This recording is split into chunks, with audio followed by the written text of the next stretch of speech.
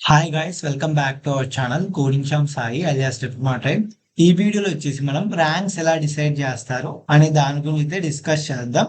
In case ఇద్దరు students కి difference marks వచ్చినప్పుడు ర్యాంక్స్ అయితే డిఫరెన్స్ వస్తాయి.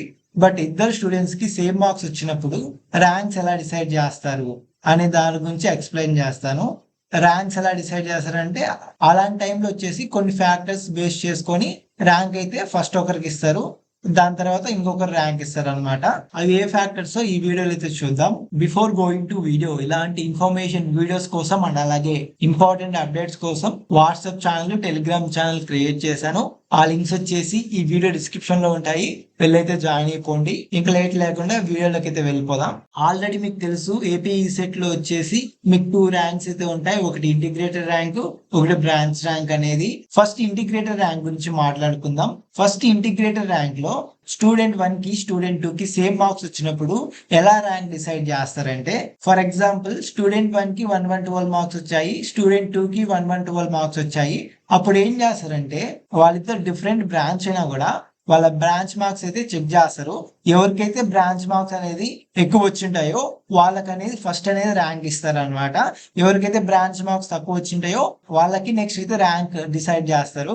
ఇన్ కేస్ బ్రాంచ్ సబ్జెక్ట్ లో కూడా సేమ్ మార్క్స్ వచ్చినప్పుడు వాళ్ళు నెక్స్ట్ ఏం చేస్తారంటే మ్యాథమెటిక్స్ సబ్జెక్ట్ ఉంటుంది కదా, దాంట్లో ఎవరికైతే మార్క్స్ ఎక్కువ వస్తాయో వాళ్ళకి అనేది ఫస్ట్ ర్యాంక్ ఇస్తారు. దాని తర్వాత తక్కువ వచ్చిన వాళ్ళకి దెన్ సెకండ్ అయితే ర్యాంక్ అలొకేట్ చేస్తారు. ఇన్ కేస్ బ్రాంచ్ లో మ్యాథమెటిక్స్ లో మనకు వచ్చేసి ఈక్వల్ అయినప్పుడు ఏం చెక్ చేస్తారంటే ఫిజిక్స్ చెక్ చేస్తారు అనమాట. ఫిజిక్స్ మార్క్స్ అయితే చెక్ చేస్తారు. ఎవరికైతే ఎక్కువ వచ్చింటాయో వాళ్ళకి ఫస్ట్ చేస్తారు, ఎవరికైతే తక్కువ వచ్చింటాయో వాళ్ళకి సెకండ్ ఇస్తారు ర్యాంక్ అనేది.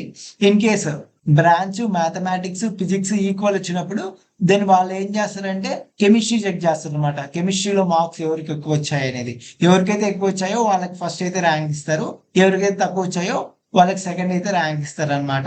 ఇంకో కండిషన్ ఏంటంటే అన్ని దాంట్లో బ్రాంచ్ లో అంటే అలాగే ఎంపీసీలో అన్ని ఈక్వల్ మార్క్స్ వచ్చినప్పుడు వాళ్ళు ఏం చేస్తారంటే డేట్ ఆఫ్ బర్త్ కంపేర్ చేస్తారు అనమాట.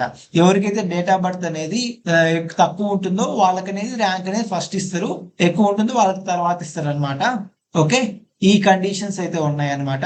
అట్లీస్ట్ లాస్ట్ కండిషన్ వరకైతే వెళ్ళదు. మోస్ట్లీ మీ సబ్జెక్ట్స్ మార్క్స్ లోనే గ్రేటర్ దాన్ లెస్ దాన్ వచ్చేసి అక్కడే మీకు తెలిసిపోతుంది, మీ ర్యాంక్ డిసైడ్ చేస్తారు అక్కడ.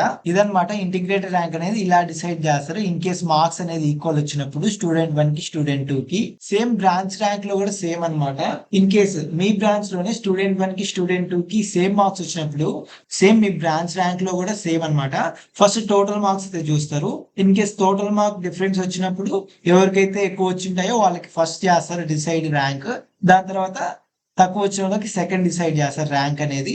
ఇన్ కేస్ బోత్ స్టూడెంట్స్ కి వచ్చేసి సేమ్ టోటల్ మార్క్స్ వచ్చినప్పుడు వాళ్ళు ఏం చేస్తారంటే సేమ్ నేను ఏదైతే ఇంటిగ్రేటెడ్ ర్యాంక్ కండిషన్స్ చెప్పానో ఆ కండిషన్స్ ఇక్కడ అప్లై అవుతాయి అనమాట. బ్రాంచ్ ర్యాంక్ లో కూడా ఇలాగైతే ర్యాంక్స్ అనేది డిసైడ్ చేస్తారు ఈ సెట్ లో.